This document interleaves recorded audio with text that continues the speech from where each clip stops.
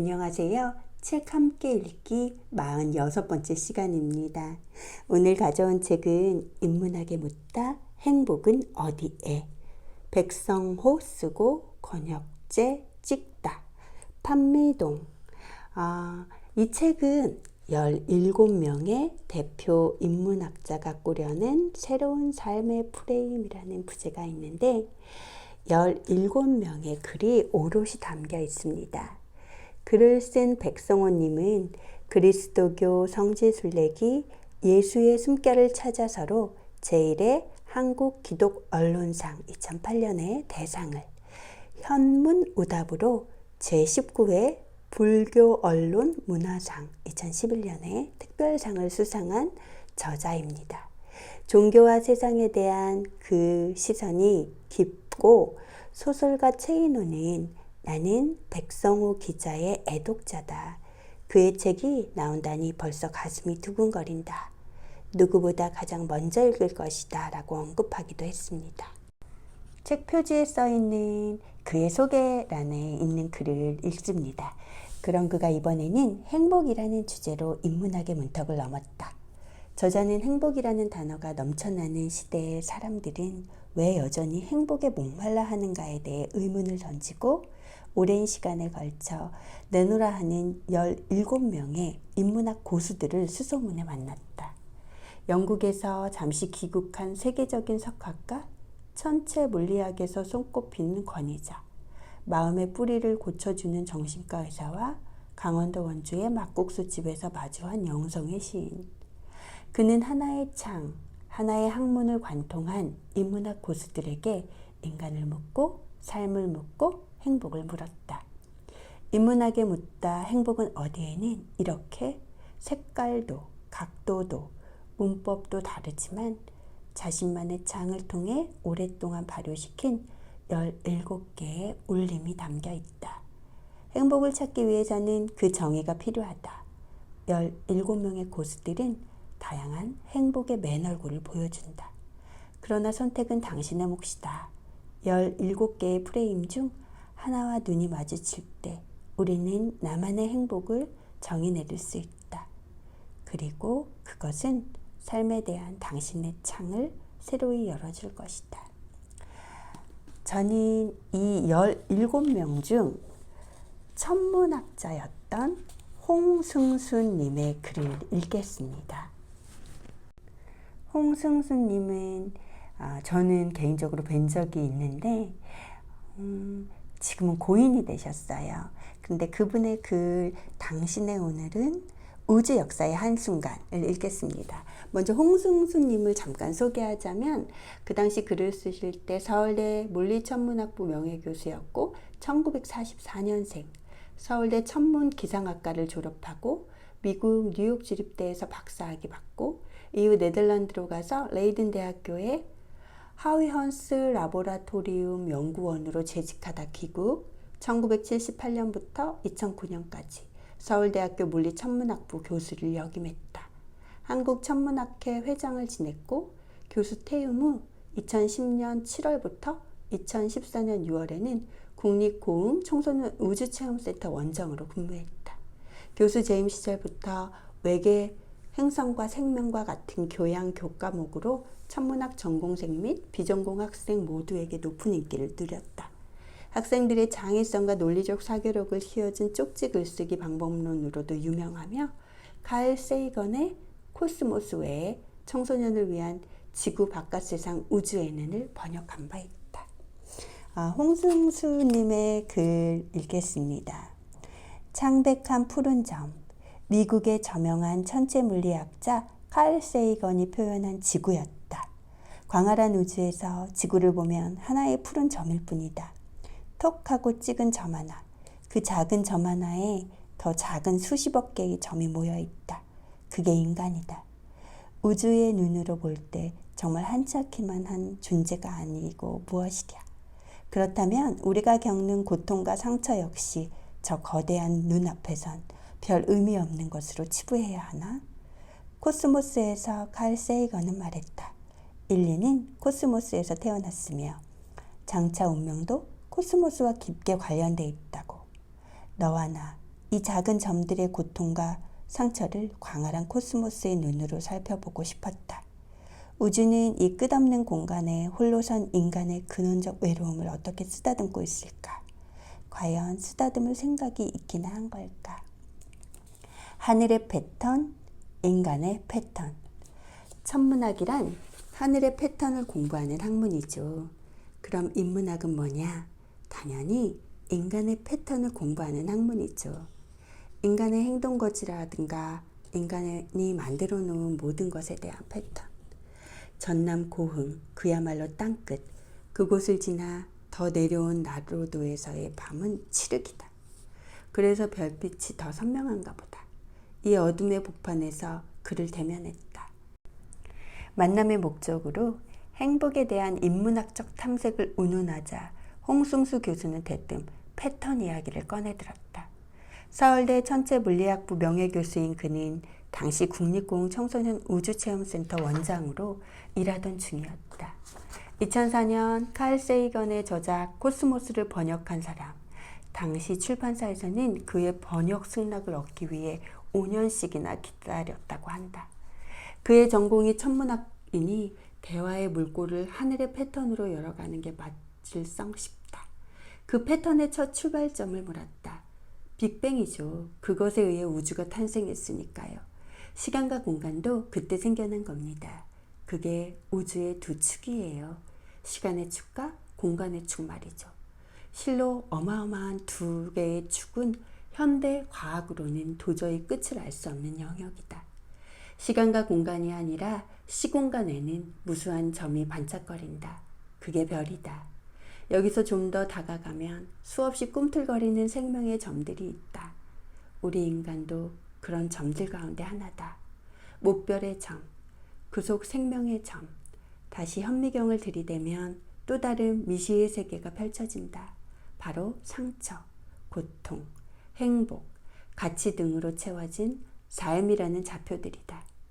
이곳에는 자잘한 상처부터 넘기 힘든 고통, 그것의 극복에서 얻어지는 행복과 희열까지 인간 삶의 모든 파노라마가 수놓여 있다.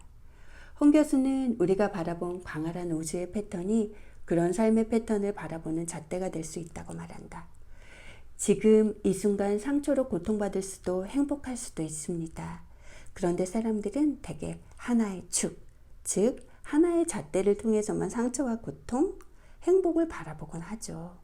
세모는 늘 세모고 네모는 늘 네모라는 식으로 말이죠. 그런 태도로는 해법을 찾기가 어려워요.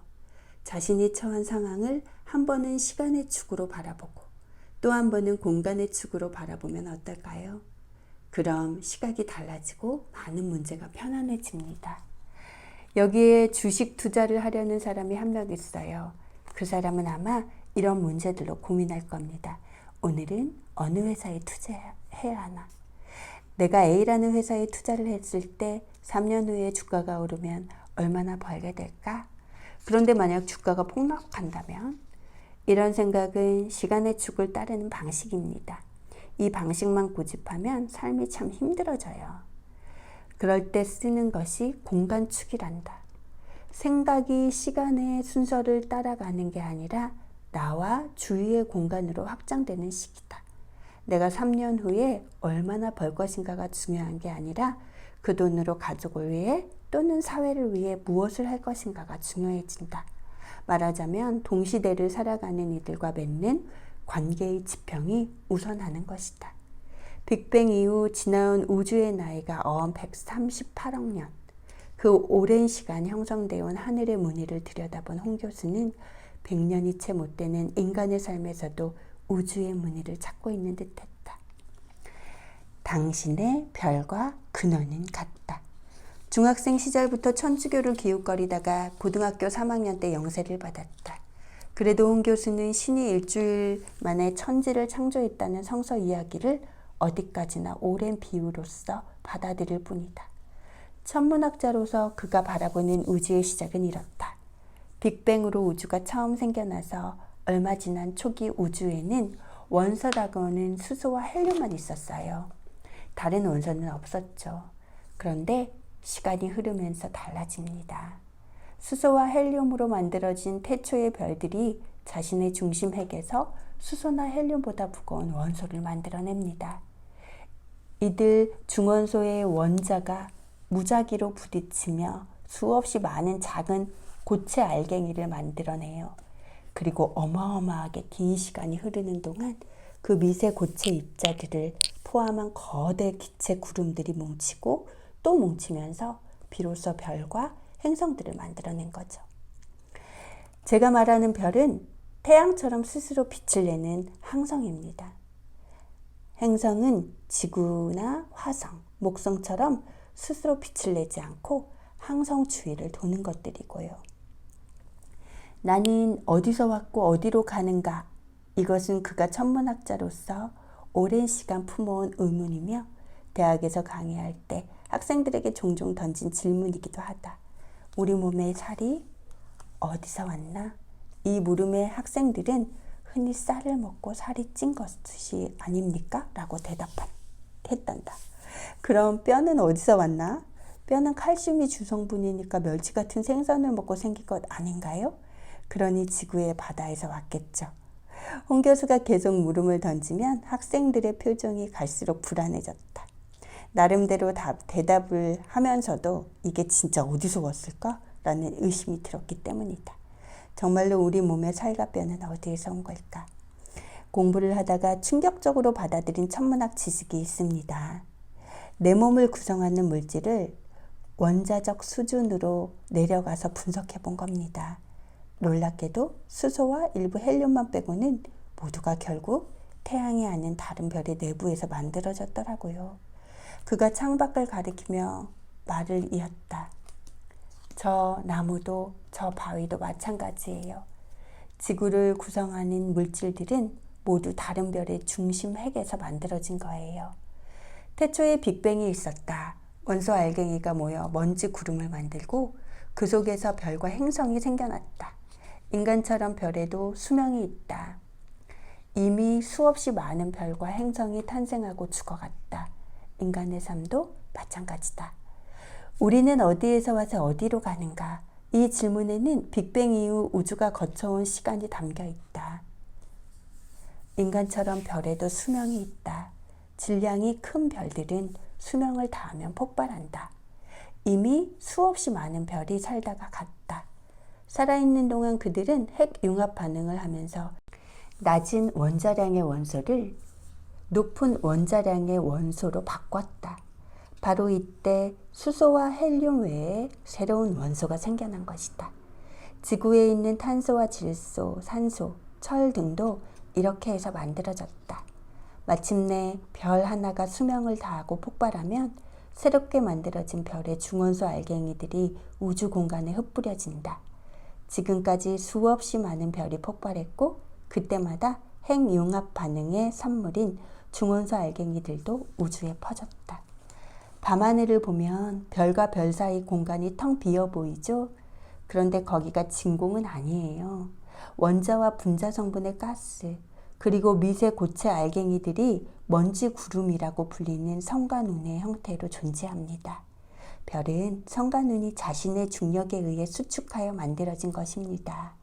지구와 같은 고체 행성은 이렇게 만들어진 별 주위를 돌던 회전 원반체에서 주로 미세 고체 입자들이 뭉쳐져 만들어진 겁니다.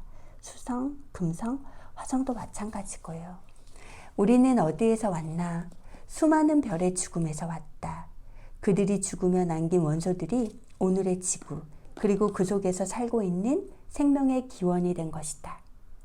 이 말은 내 몸과 별들의 구성 성분이 똑같다는 것이다. 처음 이 사실을 알았을 때 엄청난 충격을 받았습니다.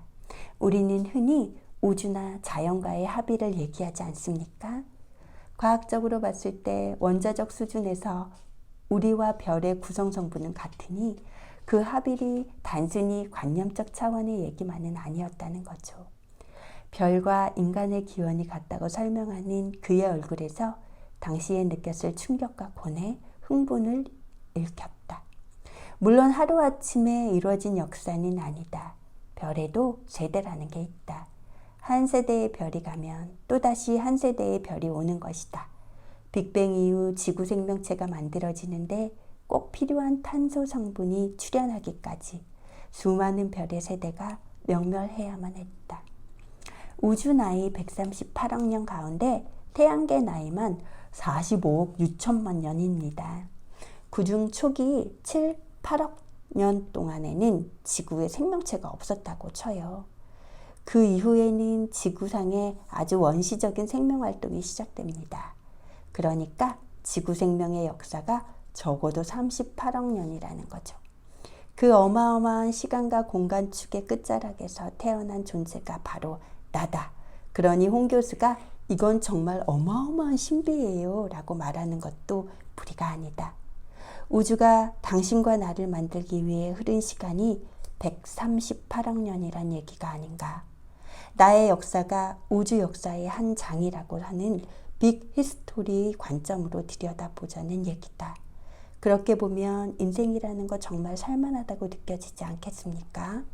이게 어떤 인생인데 내가 지금 이렇게 살고 있는 이 자체가 엄청난 신비니까요. 하루하루 치열하게 살지 않을 수가 없는 거죠. 상처와 고통도 빅 히스토리의 관점에서 볼 수는 없을까? 만일 그게 가능하다면 우리를 화나게 하고 슬프게 하는 일들이 훨씬 가볍게 느껴질 것도 같다. 그토록 유장한 흐름 속에서 인간의 역사를 살피는 이라면 어찌 크고 작은 상처 속에 마냥 주저앉아 있으려 하겠는가. 인간 문명이 지나온 1만 년의 시간으로는 그다지 삶이 치유될 것 같지 않습니다. 그런데 138억 년이라고 생각해 보세요. 그런 우주적 관점에서 보면 우리를 치유하기에 부족하지 않을 것 같아요. 생의 흐름 속에서 우리를 이끄는 것. 앞으로 내가 살 시간이 살아온 날들보다 틀림없이 짧겠구나 하는 생각이 들더라고요. 내가 90세 이상 살 것 같지는 않아요. 그러니 고민이 되더라는 거죠. 앞으로 어떻게 살 것인가. 그걸 알려면 지금껏 어떻게 살아왔는지를 차분히 복기해 볼 필요가 있었어요. 과거로 거슬러 올라가 나의 시간축을 살펴보기 시작한 거죠. 그가 45살이 되던 정월 초하루 아침의 일이었다. 잠에서 깨고 나니 갑자기 머리를 땅 하고 때리며 그런 생각이 든 것은 그와 함께 큰 그림이 보이기 시작하더란다. 제 삶의 고비마다 어떤 극적 터닝 포인트가 보이더군요. 거기서 삶이 이쪽으로 꺾어지고 저쪽으로 꺾어지고 했더라고요. 그런데 대부분의 경우 그 터닝 포인트에서 도저히 내가 기대도 안 했고 상상도 안 했던 인물이 나타나 결정적 역할을 해줬어요. 그때는 그게 중요한 줄도 몰랐고 그가 고마운 사람인 줄도 몰랐어요. 그저 이런 일들이 왜 나한테 닥친 걸까 하는 생각에만 휩싸여 있었죠. 그런데 복귀해 보니 알겠더군요. 그게 내 인생에서 굉장히 중요한 결과물을 가져다 줬다는 사실을. 거기에는 어떤 거대한 흐름이 있었어요. 삶을 관통하는 도도한 흐름 말이죠. 홍 교수는 이어 자신의 삶에 있었다던 도도한 흐름들을 회상하기 시작했다. 캄캄한 밤 자신을 자꾸 뒤쫓아오는 보름달에 겁먹은 아이가 있었다. 아이는 뛰어도 보고 멈춰도 봤지만 달은 여전히 뒷덜미를 잡았다. 달이 왜 자꾸 쫓아와요? 어린 아들의 질문에 아버지는 넌 아직 어려서 설명해줘도 몰라 라고만 했다. 의문투성이의 세상. 소녀는 수시로 하늘과 별과 달에다 물음표를 달았다.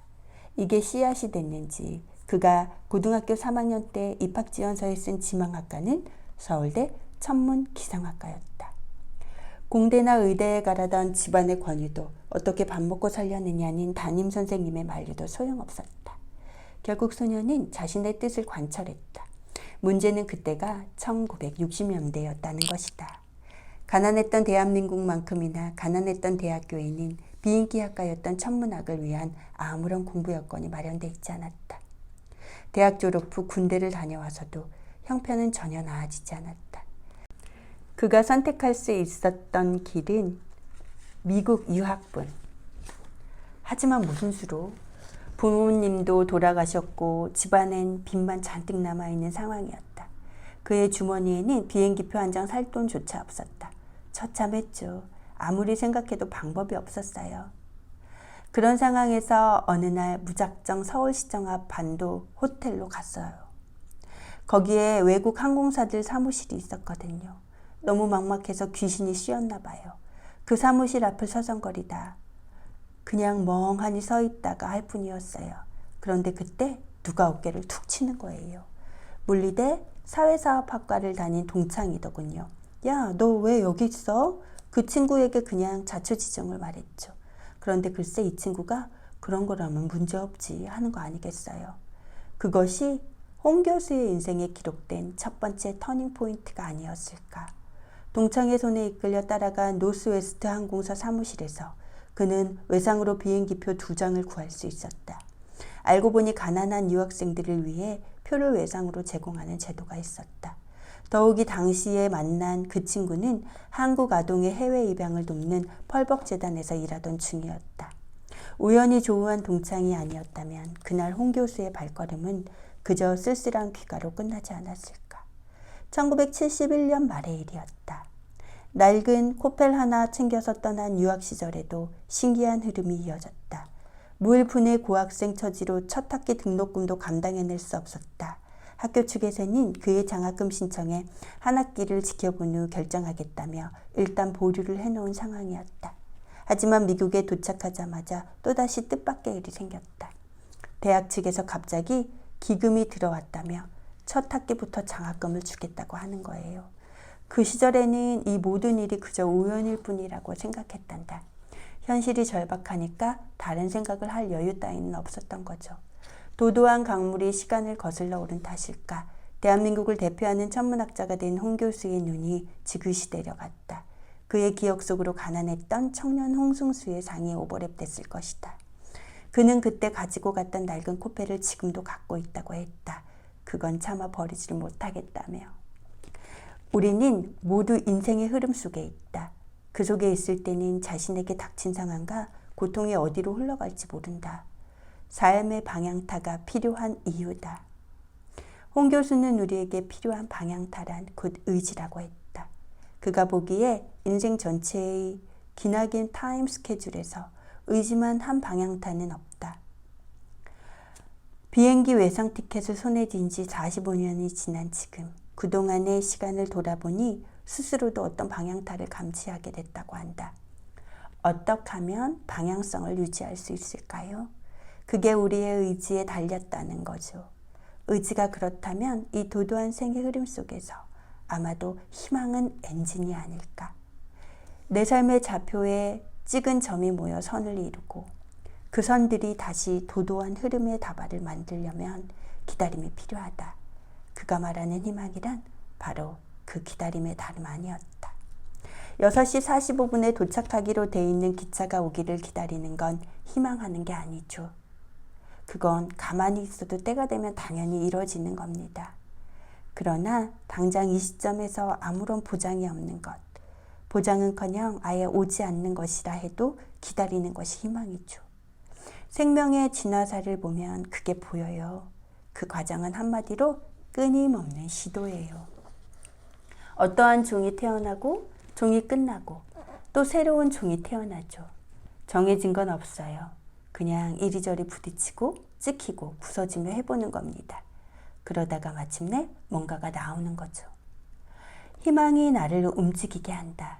의지는 나를 인내하게 할 것이다. 저 아메바에서 인간에 이르기까지 작동 원리는 같다. 희망과 의지가 있다면 생명체는 끊임없이 뭔가를 시도해 나갈 것이다. 시도하지 않으면 이룰 수 있는 건 없다. 생의 도도한 흐름을 돌아보며 홍 교수는 말했다. 생명에게는 끊임없이 시도하는 원초적인 능력이 있다고. 삶에서 직접 얻어낸 깨달음이기에 그의 말이 울림이 결코 가볍지가 않다. 두려워 말고 끊임없이 시도하라. 여러 가닥의 실이 바닥에 놓여 있다. 그걸 만지다 보면 서로 엉키게 마련이다. 또 엉키는 가운데 매듭이 지어진다. 생명은 그렇게 우연히 엉켜 생겨난 매듭과 같다. 어떤 계획이나 질서에 의해서 매듭 지어지는 게 아니라는 뜻이다. 그런 과정을 가리켜 랜덤 프로세스라고 하죠. 무작위의 시도. 생명이 진화해온 역사가 그처럼 무작위의 시도에 의해서 성립된 겁니다.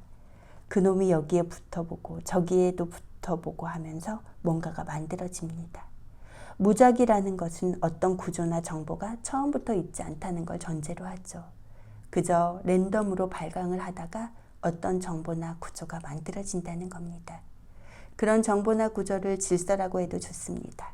이처럼 무작위의 과정 속에서 자기의 질서가 생겨나는 것을 창발이라고 해요. 그가 말하는 창발성은 우주의 질서에도 예외가 아니다. 사람들은 우주를 거론하며 조화롭다고 말한다. 태양 주위를 수성, 지구, 화성, 목성 등이 도는데 서로 부딪히지 않고 놀라운 질서를 유지하며 궤도를 돌기 때문이다. 이걸 두고 신의 섭리를 말하는 사람도 있다. 17세기에 천체의 타원 운동을 밝혀낸 케플러는 행성에 작용하는 중력을 영혼이라 표현하기도 했다. 그러나 홍 교수는 그것이 섭리든 질서든 어떻게 표현된다고 해도 그 역시 무작위의 시도로 나타난 결과일 뿐이라고 말한다. 태양계의 질서가 조화롭다고 하지만 원래 그런 건 아니었습니다. 처음에는 엄청난 충돌들이 있었죠. 제가 말씀드린 고체 알갱이들의 충돌 말이죠. 그것들은 서로 충돌하지 않으면 모일 수가 없어요. 서로 부딪혀 축구공만한 덩어리들이 생기고 그놈들이 부딪혀서 점점 커지는 겁니다. 그래서 수없이 많은 놈이 부딪히고 깨지고 뭉치면서 큰 덩어리가 생겼어요. 큰 놈이 주위에 있는 걸 자신의 중력으로 빨아들이면서 정리가 되는 거죠. 그러면 점점 안정된 상태가 돼요. 지금의 태양계는 초기에 수많은 충돌과 혼돈을 겪고 이뤄진 거예요. 사람들은 새로운 시도를 꺼린다. 낯설어하고 두려워한다. 그래서 미루고 미루다가 결국 주어진 상황에 수동적으로 끌려가기도 한다. 자기 주도적이고 능동적인 삶을 원하는가? 홍 교수의 말에서 그 열쇠를 찾을 수 있지 않을까 싶다. 바로 우주와 수많은 생명의 진화사가 보여주듯 두려워 말고 끊임없이 시도하라는 것이다. 무작위의 시도는 당연히 시행착오를 낳게 마련이다. 그러나 시행착오 자체를 실패로 보면 아무것도 이룰 수가 없다. 왜냐하면 시행착오란 스스로 정보를 만들어내는 또 다른 기회이기 때문이다. 그 과정은 무모한 것이 아니라 적극적인 창조 행위로 이어지는 중요한 고리다. 여기에 동의한다면 당신은 에디슨이 남긴 격언 하나를 음미할 자격이 있다. 인생의 실패자들 중 대부분은 성공이 바로 앞에 있었음을 모른 채 포기한 사람들이다. 우리는 모두가 하나하나의 별이다. 일상에서 수시로 충돌하며 혼돈에 빠지기도 하니 인간사 또한 우주 초기의 모습과 다르지 않다. 그렇다면 시선을 돌려 지금 우리가 겪는 삶의 충돌과 갈등의 문제들을 이런 식으로 바라볼 수도 있지 않을까? 지금 이 중간의 곡절은 다가올 질서를 예비하는 과정일 뿐이라고. 그러므로 이 또한 지나가리라는 마음으로 의지를 놓지 않는다면 언젠가는 나의 의지가 도도한 생의 흐름을 만들어낼 것이라고. 지금은 충돌과 혼돈 그리고 불가능만 보일 수 있어요. 나중에 돌아보면 거기에 도도한 흐름이 있음을 알게 됩니다. 그래서 간절한 의지가 중요한 겁니다. 저는 의지야말로 우주를 관통하고 우리 삶을 관통하는 방향타라고 생각합니다. 간절한 의지가 있다면 내가 죽은 후에라도 이루어집니다. 단 조건이 있어요. 도도한 흐름의 관점에서 봤을 때 고약한 것이 아니어야 한다는 거죠. 뭔가 가치 있는 대상에 대해서 간절함을 품어야 하지 않을까요? 그가 말한 도도한 흐름에는 간절한 뜻으로 씨앗을 심고 그것이 자라서 내 앞에 나타나는 과정에 대한 깊은 통찰이 담겨 있다. 일용할 양식을 위해 봄에 씨를 뿌리는 농부와 일확천금을 바라며 로또를 사는 이의 마음이 같을까? 우주의 도도한 흐름은 우리에게 제 눈에 가치 있게 여기는 것을 간절히 원하라고 청원한다. 또한 가치가 있어야 그만큼 간절해지는 법이기도 하다. 홍 교수는 그런 이치를 뒤늦게 깨달았다고 고백한다. 45. 정월 초하루의 아침에 도도한 흐름을 살피기 시작했고 55이 되어서야 세상의 이치가 눈에 들어왔다. 좀 더 일찍 깨달았다면 좋았겠지만 후회는 없다. 그래도 그걸 아니까 정말 열심히 살고 싶어지던데요. 우리네의 삶은 정말 살만한 겁니다. 우주의 신비를 품다. 그는 천주교 신자다. 천체 물리학자의 삶, 우주에 대한 이해가 그의 신앙에 어떤 영향을 미쳤을지가 궁금하다. 제가 생각하는 하나님은 냉랭한 존재입니다. 의외로 차가운 답변이었다. 많은 사람이 신에게서 인자한 인정을 보고 싶어 한다. 상처가 나면 위로해주고 잘못된 길로 들어서면 엄한 스승처럼 꾸짖는 인격신 말이다. 하지만 그는 종교 신자임에도 신성과 인성을 엄격히 구분한다. 자애롭고 공의로운 인격신의 모습이 탈각된 자리에서 열광은 찾을 수가 없다. 무표정하게 도도히 흘러가는 질서만 있을 뿐이다. 그런 시선으로 보면 신이란 인간의 고통을 감해주거나 기복의 대상이 아니다. 그래서 홍 교수의 기도는 조금 남다르다. 제 삶에 고통이 닥친다면 이걸 잘 견디게 해달라고 기도할 뿐입니다.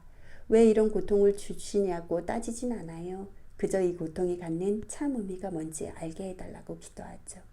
그리고 우주를 관통하는 도도한 흐름의 선상에서 그때의 일이 신의 뜻이기를 바랄 뿐이죠. 신을 냉랭하다고 평가하는 그는 행복 또한 담백하게 표현할 뿐이다. 내가 하고 싶은 걸 할 수 있다면 그게 행복이죠. 저는 그러고 살아온 사람이에요. 주위에서 말렸는데 하고 싶은 걸 고집부려서 했죠. 돌아보면 참 힘들긴 했습니다. 그래도 사실은 재밌었어요. 새벽 1시, 2시까지 강의 준비하는 게 힘만 들면 어떻게 했겠습니까? 남도의 끝, 나라도에 서서 저 멀리 별을 바라봤다. 그곳에 서기까지 138억 년이 걸렸다. 빅뱅, 충돌과 혼돈, 그리고 질서와 또 다른 충돌. 우주가 무수한 시행착오 끝에 지구를 낳았다. 나는 그 위에 한 점으로 서 있었다. 그리고 그 모두를 관통하는 도도한 흐름이 있다. 묵직한 신비감. 이걸 안다면 하루하루가 살아 숨쉬는 신비다. 사실 행복과 불행을 논하기 전에 우리가 찾아야 할 것은 바로 이러한 느낌이 아니었을까. 깜빡깜빡 별이 고개를 끄덕였다. 치열하게 살고 자신이 하고 싶은 걸 하는 것이 재미있고 행복한 삶이라고 말씀해 주셨던 저에게는 그 홍승수 원장님으로 불렸던 이분이 함께 했던 모든 이들이 같이 있을 때 힘들었겠지만 그리움의 대상도 또한 되지 않을까라는 생각을 해봅니다. 당신의 오늘은 우주 역사의 한순간, 이것으로 책 함께 읽기 46번째는 마치겠습니다. 감사합니다. 책 함께 읽기 한심이었습니다.